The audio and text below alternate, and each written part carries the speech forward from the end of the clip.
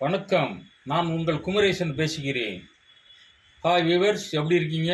நல்லா இருக்கேன். என்னுடைய வீடியோவை பார்த்து நீங்கள் நிறைய பேர் லைக் பண்ணியிருக்கீங்க, ஷேர் பண்ணியிருக்கீங்க. அதற்கு முதல்கள் என் வணக்கத்தை தெரிவித்துக் கொண்டு மீண்டும் உங்களை வரவேற்கிறேன். இன்றைக்கி ஒரு முக்கியமான தகவலை பற்றி உங்களுக்கு சொல்லப் போகிறேன். என்னுடைய வீடியோ உங்களை சிந்திக்கவும் சந்தோஷப்படுத்தவும் மட்டுமே அமையும். நீங்கள் கோயிலுக்கு செல்கிறீர்களா? கோயிலுக்கு தினமும் செல்லும்போது எப்படி இறைவனை வழிபடுவது? கோயிலுக்கு செல்லும்போது கோயிலில் முதல்ல போனோடனே கோயில் வாசலை தொட்டு கும்பிடணும். தொட்டு கும்பிட்றோன்னே நீங்கள் கோயிலுக்கு போகிறீங்க. கோயிலுக்கு போனோடனே சாமியை கும்பிடும் போதே நீங்கள் எனக்கு அது ஒன்று இது ஒன்று கேட்கக்கூடாது. முதல்ல சாமியை நல்லா தரிசனம் பண்ணுங்க.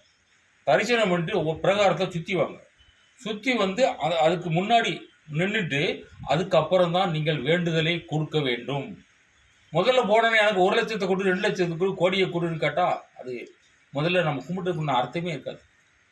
எல்லாம் முடிச்சுட்டு கடைசியில் ஒரு தியானமாக நல்ல மனதை ஒருநிலைப்படுத்தணும். முதல்ல அதை புரிஞ்சுக்குங்க. மனதை ஒருநிலைப்படுத்தணும் எப்படின்னு கேட்டிங்கன்னா, நீங்கள் கோயிலில் சாமி கும்பிட்டு இருப்பீங்க. கும்பிட்டுக்கிட்டு இருக்க பக்கத்தில் ஒரு பொம்பளை சொல்கிறேன், நேற்று படத்தை ஒரு படம் பார்த்தோமே, அந்த படத்தில் அந்த அஜித் குமார் இருக்கான்ல அப்படின்பா. அப்படி சொல்லும்போது உங்களுக்கு மனசு சாமி கும்பிட்டு விட்டுட்டு இந்த கருத்தை தான் கேட்கறதுக்கு. அதனால் மனதை ஒருநிலைப்படுத்தணும். அந்த காலத்தில் முனிவர்கள் என்ன செஞ்சுருக்காங்க கேட்டிங்கன்னா, 10 வருஷம் 15 வருஷம் தவம் வந்திருக்காங்க. எப்படி அவங்க மனதை ஒருநிலைப்படுத்திருக்காங்க. காதில் எதையும் கேட்க மாட்டாங்க, மனசில் எதை வச்சுக்க மாட்டாங்க. அப்படி ஸ்ட்ராங்காக நிற்பாங்க. அப்படி நிற்கிறதுனால அவங்க தெய்வம் யாரை நினச்சி கூப்பிடுறாங்க, அந்த தெய்வம் அவங்களுக்கு வரத்தை கொடுக்கும். அப்போ நீங்கள் என்ன செய்யணும்? கோயிலுக்கு போனால் முதலில் உங்கள் மனதை ஒருநிலைப்படுத்த வேண்டும்.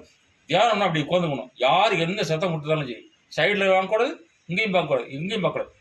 அந்த நம்ம கேட்டு வந்த வரத்தை மட்டும் கேட்டு அந்த அம்மனை மட்டும் கும்பிடணும், சாமியை மட்டும் கும்பிட வேண்டும். இதுதான் ஒரு தலை சிறந்த ஒரு ஆன்மீகவாதிக்கான ஒரு நல்ல ஒரு தகுதி. மீண்டும் ஒரு முக்கியமான தகவல் ஒன்று இருக்குங்க, அதை கண்டிப்பாக இப்போ சொல்லுவேன் உங்களுக்கு. வீட்டுக்கு வர்றவங்களுக்கெல்லாம் நீங்கள் குடிக்க தண்ணி குடிக்கிங்களா? தண்ணி கண்டிப்பாக கொடுக்கணும். ஏன் கொடுக்கணும்? அதை நான் பிறகுதான் சொல்லுவேன். ஹாய், வணக்கம்.